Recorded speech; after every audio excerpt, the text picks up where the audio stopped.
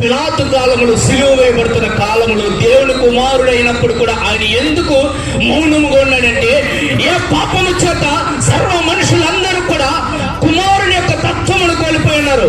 వారందరికీ కూడా, సర్వజనులైన వారందరికీ కూడా మరలా కుమారుని యొక్క తత్వమును అనుగ్రహించాలని ఆయన కుమారుడై ఉన్నప్పటికీ కూడా ఆయన ఏం చేశాడంటే మరణానికి వెళ్ళాడు. అప్పుడు ఏం చేశాడు తెలుసా? ఆయన ఏమన్నాడు తెలుసా? మరణించిన తర్వాత, ఓ మరణమా నీ విజయం ఎక్కడ, ఓ మరణమా నీ ముళ్ళెక్కడ. ఎందుకన్నా నీ మాట? ఎందుకంటే మరణం అనుకున్న బలము పాపము.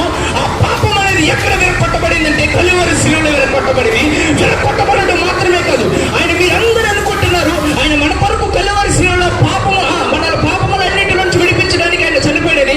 కాదు కాదు, మన పాపములన్నిటి నుంచి మనం విడిపించడానికి మాత్రమే కాదు, మనము కోల్పోయిన కుమారుని యొక్క తత్వాన్ని మనకు అనుగ్రహించడానికి ఆయన చనిపోయాడు. హల్లెలూయా.